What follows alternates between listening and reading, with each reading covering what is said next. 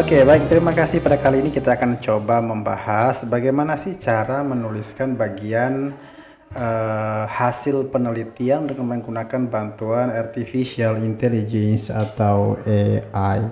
Namun dari itu, saya dari awal memang memberikan garis bawah bahwa penggunaan AI atau artificial intelligence apapun itu dalam kegiatan penelitian adalah hanya sebagai alat bantu, tidak bisa menggantikan fungsi peneliti yang sesungguhnya. Olehnya, misalnya pada bagian hasil penelitian itu peneliti sendiri yang melakukan analisis data berdasarkan hasil penelitian yang telah dilakukan. Kenapa saya tidak menyarankan untuk menganalisis data menggunakan AI atau artificial intelligence? Karena kita tidak bisa tahu prosesnya, kira-kira ada kekeliruan atau tidak. Sebagai peneliti kita tidak bisa pastikan. Sehingga untuk itu kita butuh memverifikasi sendiri dalam proses analisis data yang sebenarnya. Oke, kemudian pada bagian hasil penelitian apa sih yang perlu diisi pada bagian ini? Pada bagian ini sebenarnya itu berisi data penelitian kita, entah itu kualitatif atau kuantitatif disajikan pada bagian ini. Beberapa jurnal itu memisahkan hasil dan pembahasan. Dan beberapa jurnal lain juga menggabungkan keduanya dengan struktur penyusunan adalah hasil penelitian lebih dahulu yang dibahas, baru kemudian pembahasan. Oke, apa fungsi keduanya? Kalau fungsi keduanya, kalau bagian hasil penelitian itu kita menuliskan hasil deskripsi data kita sekaligus tahapan proses pengolahan data hingga sampai pada hasil akhir.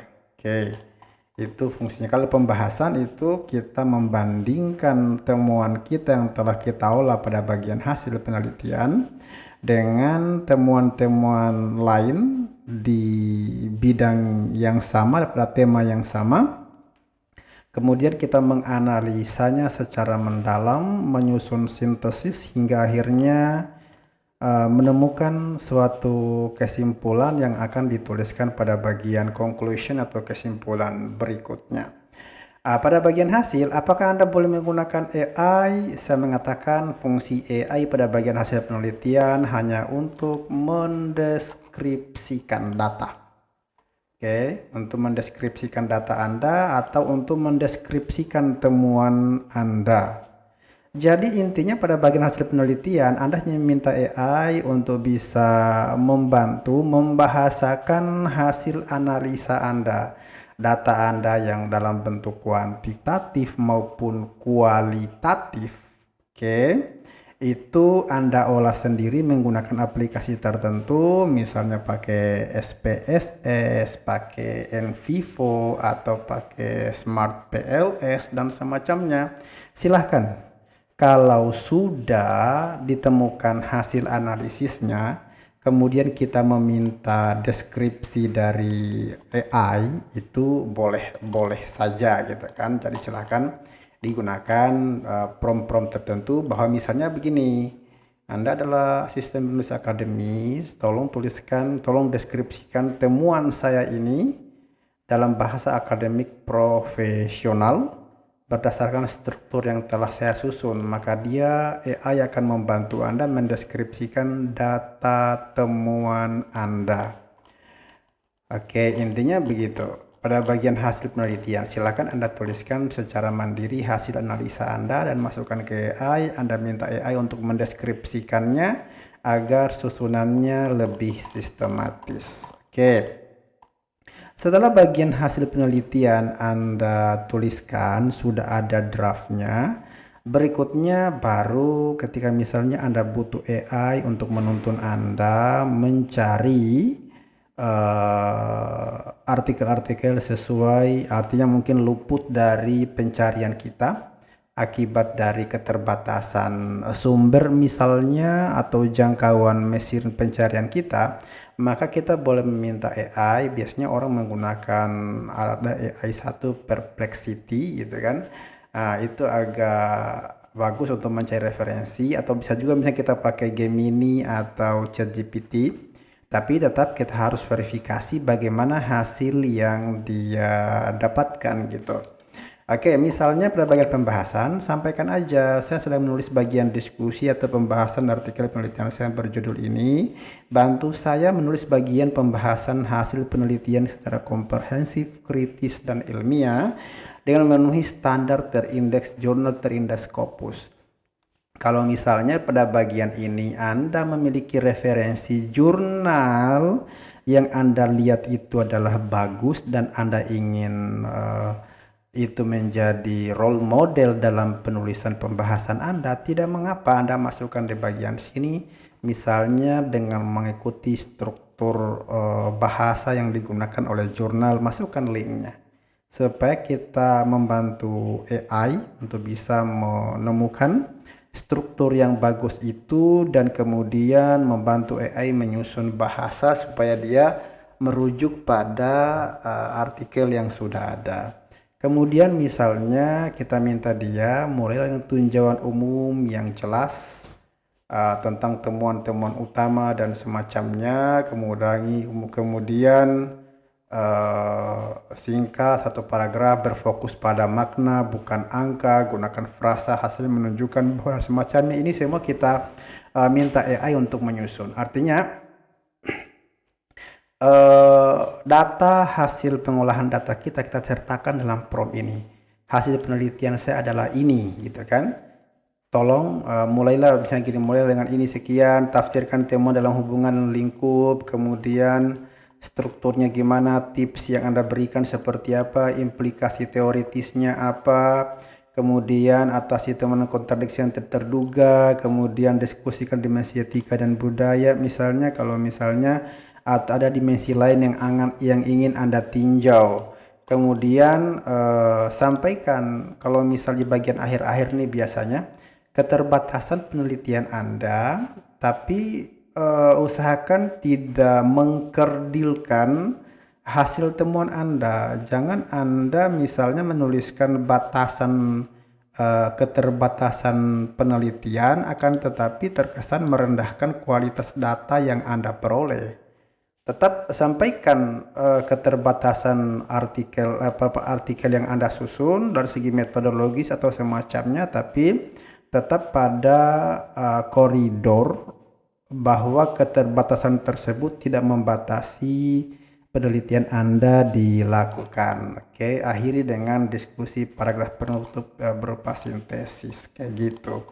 Nah, kemudian pada bagian kesimpulan, ini sebenarnya kan hanya untuk menjawab rumusan masalah. Oke, jadi dipastikan bahwa apa yang tertulis di bagian kesimpulan itu adalah jawaban atas rumusan masalah. Olehnya, misalnya kita minta dia memberikan kesimpulan, misalnya nyatakan kembali tujuan dan konteks penelitian dengan jelas tanpa mengulangi pendahuluan, sintesis temuan utama yang ada, kemudian jelaskan kontribusi teoritis atau sumbangsi penelitian ini, implikasinya, rekomendasi kebijakan, keterbatasan juga minta untuk disampaikan, akhir pernyataan yang kuat dan berurusan ke depan yang menekankan pentingnya praktik apa gitu kan. Kemudian gaya penulisannya formal, pastikan alurnya logis gitu kan, kita batasi juga jumlah katanya. Sehingga setelah itu kita bisa minta kepada AI untuk bisa memberikan sintesis mendalam terhadap penelitian kita. Jadi bagian hasil tadi itu isinya adalah hanya berupa temuan kita, akan tetapi jika kita menggunakan AI, maka bagian hasil penelitian itu kita masukkan data dan hasil analisis data kita di luar AI, sehingga AI fungsinya hanya mendeskripsikan. Kemudian berikutnya pada bagian pembahasan, memang kita masukkan hasil penelitian yang telah diolah tadi. Kemudian kita minta AI untuk bisa menyimak bahasan hasil penelitian tersebut. Selanjutnya dia menganalisis secara mendalam sesuai dengan struktur yang kita ajukan. Sehingga jelas bahwa dia akan melakukan analisis dan sintesis mendalam dengan melibatkan beberapa referensi. Jadi sertakan di bagian akhir itu bahwa perbandingan ini melibatkan rujukan atau referensi terpercaya yang merujuk pada beberapa jurnal misalnya. Ini saya batasi di sini referensi terkini yang kredibel. Kemudian berikutnya diminta sertakan linknya, supaya nanti kita bisa verifikasi langsung ke jurnal sasaran yang dikutip apakah benar pernyataan tersebut ada atau tidak ada. Untuk menghindari bias dan pelanggaran etika pelaksanaan penelitian, karena memungkinkan dia akan salah kutip referensi.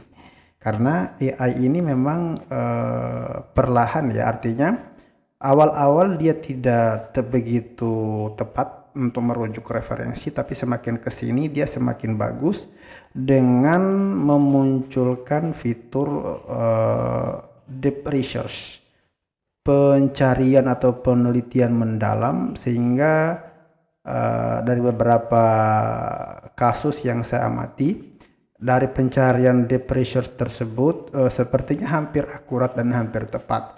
Nanti tinggal teman-teman mungkin mau nyimak apakah itu betul atau tidak. Oke, nanti kita bahas bagaimana kira-kira penggunaan mode deep research di Gemini maupun di ChatGPT berikutnya.